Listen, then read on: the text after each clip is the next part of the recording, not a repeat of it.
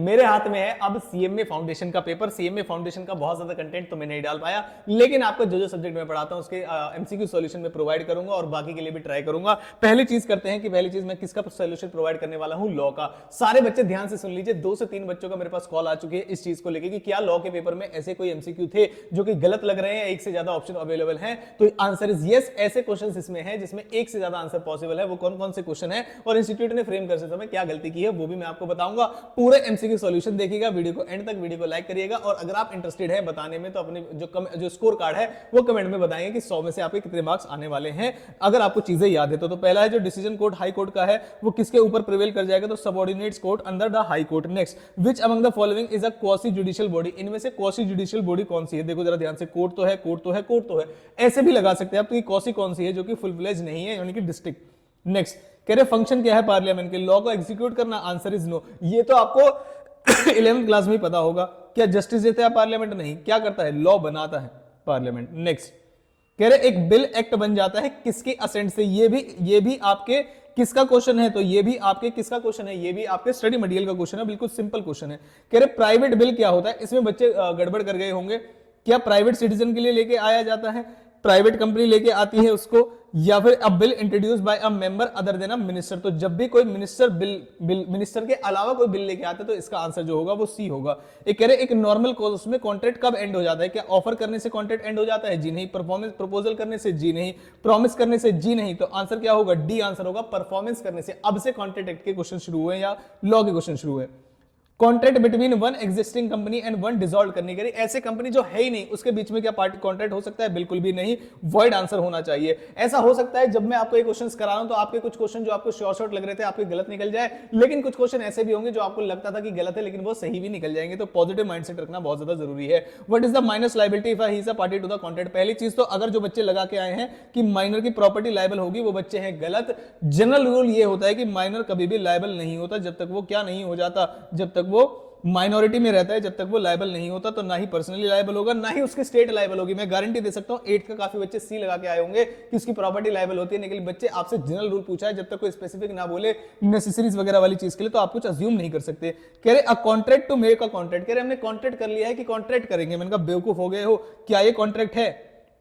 Answer is no, ये contract नहीं है। मैंने कहा मैंने प्रॉमिस कर दिया है कि कल प्रॉमिस करूंगा कि मैं पढ़ाई करूंगा, तो ये कोई बात थोड़ी ना हुई।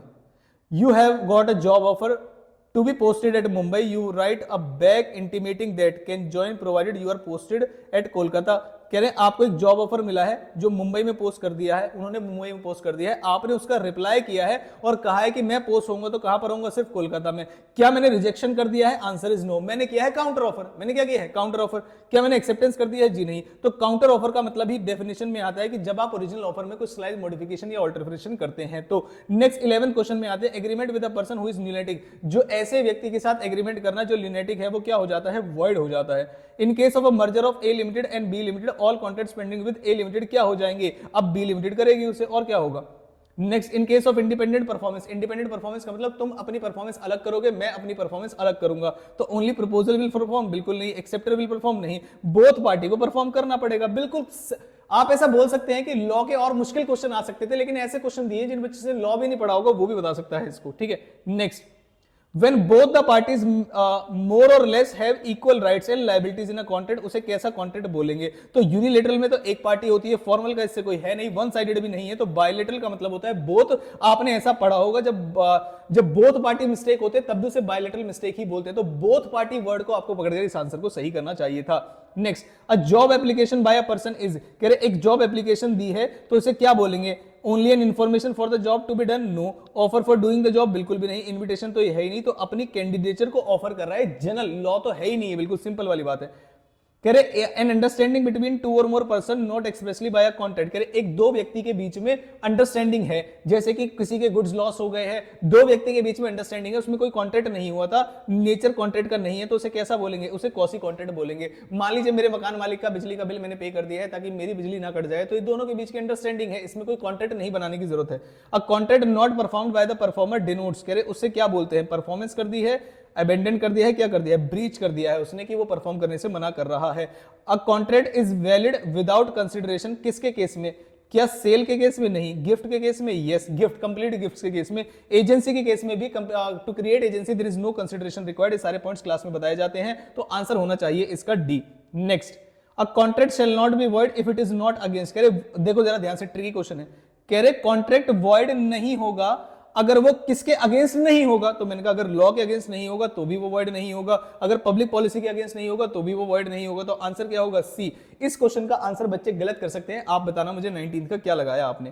कह रहे अब wagering agreement in India is declared by Indian contract act as. Wagering agreement India में क्या है? तो वॉइड तो है ही, तो ये गलत है और ये गलत है। अब सवाल आया क्या इलीगल है या फिर इलीगल नहीं है? तो आंसर अगर आप मुझसे पूछेंगे तो मेरे हिसाब से तो आंसर है बी। आप लोगों का आंसर ए हो सकता है, लेकिन मुझे नहीं लगता कि इलीगल है, क्योंकि इंडिया के काफी स्टेट्स में लीगल भी है। तो अगर आप बोलोगे कि स्टेट स्पेसिफिक क्वेश्चंस अगर पूछे जाए, मतलब स्टेट के बारे में पूछे जाए, तो इंडियन कॉन्ट्रैक्ट एक्ट स्टेट को लेकर नहीं बनाया जाता, वो स्टेट गवर्नमेंट्स का राइट होता है कि वो किसे वैलिड करे, किसे इनवैलिड करे। तो मेरे हिसाब से जो आंसर इसका होना चाहिए वो बी। बाकी आप इंस्टीट्यूट के आंसर की का इंतजार करिएगा, हो सकता है आपने ए लगाया हो और इंस्टीट्यूट भी ए ही आंसर दे दे, लेकिन मेरे हिसाब से तो बी ही होगा। A sale between seller and buyer which requires goods to move from one state to another state. इसे क्लास 11th का बच्चा भी कर सकता है, गारंटी मैं बताता हूं, जिसने अकाउंट से पढ़ रखा होगा, जब जीएसटी मार्क करता है, इसे इंटर स्टेट सेल बोलते हैं, एक स्टेट से दूसरे स्टेट में जाने के लिए। कह रहे एग्रीमेंट ऑफ सेल क्या होता है? एग्रीमेंट ऑफ सेल क्या करता है? प्रीसीड्स या सक्सीड्स? प्रीसीड्स का मतलब पहले आता है, सक्सीड्स का मतलब बाद में आता है। तो एग्रीमेंट टू सेल जो है वो सेल से पहले आता है। बिल्कुल सिंपल क्वेश्चन था।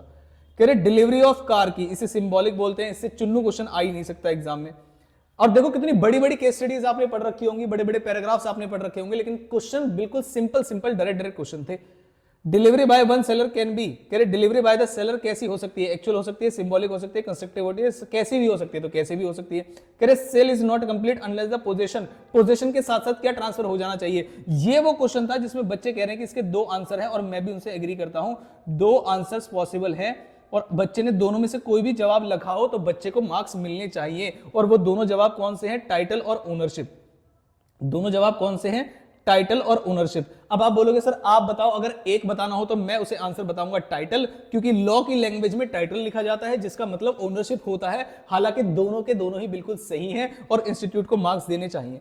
When a buyer's goods are sold based on sample, the goods shall confirm with। अब देखो जरा ध्यान से, ये भी एक ट्रिकी क्वेश्चन है। सैंपल से बेचा गया है तो सैंपल से ही कंफर्म होना चाहिए, लेकिन यहां पर उन्होंने वर्ड लिख दिया सैंपल ओनली, और सैंपल ओनली जैसे आप लिख देंगे तो वो कहते हैं सिर्फ सैंपल से ही मैच करने चाहिए। मैंने कहा अगर डिस्क्रिप्शन भी बताया हो उसने तो यहां पर होना चाहिए कि आपको डिस्क्रिप्शन और सैंपल दोनों से मैच करना चाहिए। मेरे हिसाब से ओनली जो वर्ड है इसका भी आपको वेट करना पड़ेगा इंस्टीट्यूट के आंसर के लिए, जैसा कि मैंने आपको स्टार्टिंग में ही बताया था कि एक दो क्वेश्चन ऐसे हैं जिसमें इंस्टीट्यूट का स्टैंड हमें देखना पड़ेगा, लेकिन मेरे अकॉर्डिंग जो बेस्ट आंसर है मैं वो साथ के साथ बताता हुआ चल रहा हूं।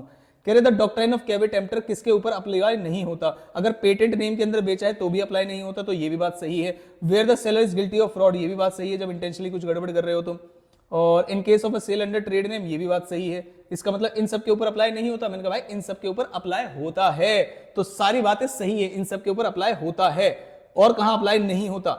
Where the buyer relies on the skill and judgment of the seller, D answer होगा इसका, कि जहां पर जो बायर है वो रिलाई करता है सेलर की स्किल एंड जजमेंट में, और वो उसी की चीजों में डील कर रहा होता है, ऐसी कुछ कंडीशंस होती हैं। नेक्स्ट कह रहे the phrase nemo dat quod habet, इसका मतलब होता है no one can give better title than he himself does not possess या हैव। तो अब इसमें बेस्ट ऑप्शन लगाना है मुझे, no one having right to sell, ऐसा नहीं है। कह रहे no one can give something which he does not possess, ऐसा कुछ लग रहा है आसपास।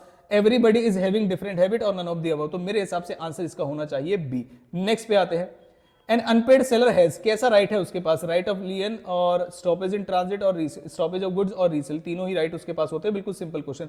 कह रहे स्टिपुलेशन जो essential to the main purpose of contract होती है, मैंने कहा भाई उसे कंडीशन कहते हैं। अगर collateral to the main purpose of contract होती तो उसे वारंटी बोलते, ठीक है। नेगोशिएबल इंस्ट्रूमेंट एक्ट कब आया भाई? 1881 में आया है। बैंक रिफ्यूज कर सकता है पेमेंट चेक करके अगर उसके पास या तो बैलेंस नहीं होगा, या डोर के सिग्नेचर नहीं मैच हो रहे होंगे, या स्टॉप पेमेंट की इंस्ट्रक्शन है कि भाई पैसे मत निकलवाना, तो तीनों ही केसेस में बैंक मना कर सकता है। इन कोर्स ऑफ नेगोशिएशन अगर एक बिल जा रहा है वन पर्सन से अनदर पर्सन पे, तो उसे क्या बोलेंगे? होल्डर। क्या बोलेंगे उसको? बिल्कुल सिंपल सी बात है, होल्डर बोलेंगे। Next, in case of cheque the drawer is, कह रहे ड्रॉअर, ड्रॉई कौन होता है हमेशा? तो चेक के केस में तीन पार्टी होता है, ड्रॉअर जिसके नाम पे बनाया गया, ड्रॉई जिसके यहां से पैसे जाएंगे। तो चेक में किसके यहां से पैसे जाते हैं? ड्रॉई के नाम से। और ये भी बिल्कुल सिंपल क्वेश्चन था। माइनर ड्रॉज और endorses delivers on negotiable instrument, such instrument सभी को बाइंड करेगा एक्सेप्ट माइनर, ये रूल होता है। तो ये कहां लिखा है? All parties to the instrument except minor, तो आंसर ए ही होगा, ठीक है। Next, upon the dishonour of cheque the payee can initiate legal action against under section 138। ये सेक्शन वाला क्वेश्चन था, बताना आपने सही किया या नहीं। कह रहे in case of cheque acceptance by the drawee कैसी होनी चाहिए? चेक के केस में क्या एक्सेप्टेंस मस्ट होती है? Answer is no. चेक काट के आप दे दीजिए, सामने वाली पार्टी की एक्सेप्टेंस की क्या जरूरत है? तो नॉट रिक्वायर्ड। नेक्स्ट, अब bill of exchange is payable after sight acceptance is. अगर bill of exchange after sight payable है तो भाई फिर तो एक्सेप्टेंस नेसेसरी हो जाएगी, दिखा के आपको साइन कराने पड़ेंगे। Next, in case of promissory note date के रिक्वायर्ड होती है? Answer is yes. Essential elements में प्रोमिसरी नोट के सेक्शन नंबर 4 में लिखा हुआ है। Next, documents which are not specifically mentioned as negotiable instrument under the act but are transferable as per the customs of trade, उसे क्या बोला जाएगा? तो क्वासी बोलना चाहिए, जो एक्चुअल में नहीं है लेकिन वैसे माना जाएगा। Which out of the following is a trial presentation? कह रहे ट्रायल प्रेजेंटेशन किसके अंदर होता है? Is a trial presentation. Seminar के अंदर presentation before clients of business, presentation before teachers of practice. तो आंसर बिना बात के डी ही होना चाहिए, ठीक है। ये मैंने भी बोल दिया, लो तुक्का, आप बताना आपने क्या लगाया। Next, which of the following are non verbal communication? ऐसी कौन सी है जिसमें वर्ड्स नहीं यूज किए जाते? फेशियल एक्सप्रेशन, आई कॉन्टेक्ट और जेस्चर, तीनों ही चीजों में वर्ड्स यूज नहीं किए जाते, तो आंसर है डी। कह रहे इनमें से बताइए following seven Cs of communication में से कंप्लीटनेस का मतलब कोई अधूरी इंफॉर्मेशन नहीं होनी चाहिए, क्लैरिटी का मतलब कोई डाउट नहीं होना चाहिए, कंक्रीटनेस का मतलब होता है आपका क्या? कंक्रीटनेस का मतलब होता है आपका क्या? कंक्रीट का मतलब कोई सॉलिड एविडेंस होना चाहिए। तो इनमें से 7C में से कौन सा है? तो भाई सारे ही चीजें हैं इसमें, तो क्या दिक्कत है? 43 का D. Horizontal communication takes place between employee of the same status, executive and subordinates, क्या लगता है आपको? तो मेरे हिसाब से तो इसका आंसर होना चाहिए ए, सेम स्टेटस पे हॉरिजॉन्टल होता है। कब से बच्चे सी लगा के आए होंगे, आप बताना आपने क्या लगाया है। Which of the following communication has no interaction with the audience? इनमें से ऑडियंस के साथ किसमें इंटरेक्शन नहीं करते हम? डिबेट में इंटरेक्शन होती है, डिस्कशन में भी और डिलिब्रेशन में भी। स्पीच का मतलब ये होता है कि आओ अपनी स्पीच दो और निकल लो। A communication shall be considered as complete कब? जब लिसनर जो है लिसन करके क्वेरी रेज करेगा, जी नहीं। लिसनर जो है सुन लिया और सेटिस्फाइड है तब, तो बी आंसर होना चाहिए। डोंट लिसन और डोंट अंडरस्टैंड तो आंसर होगा ही नहीं। Communication between lawyer and client कैसा है कि ये उनका आंतरिक मामला है और बाद में बताने की जरूरत भी नहीं है, तो इंटरनल के साथ साथ ये कॉन्फिडेंशियल भी है। और मेरे हिसाब से ए नहीं, अगर आप और नीचे जाएंगे तो डी एक और आंसर दिख रहा है, तो मेरे हिसाब से ए तो हो ही सकता था, लेकिन डी जो है वो ज्यादा एप्रोप्रिएट आंसर है। तो डी इंटरनल, कॉन्फिडेंशियल और प्रोफेशनल मुझे ज्यादा लग रहा है 47 का। Now days mass communication is through, किसके थ्रू होती है? मास मतलब ज्यादा तक लोगों तक पहुंचा रहा है। Print media, direct communication, telephonic या डिजिटल? तो भाई डिजिटल जमाना है, डिजिटल ही चलेगा सब। कह रहे proper grammar comes under which C of communication, बताइए जरा। करेक्टनेस के अंदर आता है कि आपने ग्रामर बिल्कुल ठीक की है। लास्ट आते हैं फॉर्मल कम्युनिकेशन कैसी होनी चाहिए? क्या ओनली वर्बल होनी चाहिए? ऐसा कुछ नहीं है। सिर्फ ईमेल से हो सकती है? बिल्कुल भी नहीं। टेलीफोनिक हो सकती है? जी हाँ। तो उसने कहा डी पॉइंट पढ़ना जरा, any mode recordable for future reference, उसी को फॉर्मल कम्युनिकेशन बोलते हैं जिसे आप रिकॉर्ड प्रेजेंट कर सके। आई होप आपको सारी चीजें समझ में आई होगी। एक दो क्वेश्चन को लेके क्लैरिटी नहीं है, लेकिन मुझे क्या बेस्ट लगता है उसके साथ साथ मैंने आपको वो भी बता दिया। आप आंसर ऐसे मान के चलिएगा 200% करेक्ट है। एक दो ऊपर नीचे हो सकते हैं जिसके लिए हम इंस्टीट्यूट का मार्किंग का वेट करेंगे। आप मुझे बताना आप पे कितने मार्क्स हैं, पर्सनली बता देना, कमेंट में बता देना, जैसे भी आपको ठीक लगे। और आगे आपको ऐसे ही इकोनॉमिक्स के साथ साथ मैनेजमेंट वाला पार्ट और अकाउंट्स में कॉस्ट वाले पार्ट का एमसीक्यू सॉल्यूशन चाहिए हो तो वीडियो में कमेंट बॉक्स में कमेंट करके बता देना। वीडियो लेट इसलिए हो गई है क्योंकि मैं पहले इंटरमीडिएट का फाइनेंशियल मैनेजमेंट का जो पेपर है वो सॉल्व करके डाल रहा था, अब मैं आ गया हूं आपके एमसीक्यू सॉल्यूशन के लिए। All the very best. जब आप इंटरमीडिएट में पास होके आएंगे तो भाई आपके लिए बहुत भर भर के कंटेंट में लेके आऊंगा। All my best wishes are with you कि आप सारे बच्चे पास हो जाएंगे। All the best, thank you so much.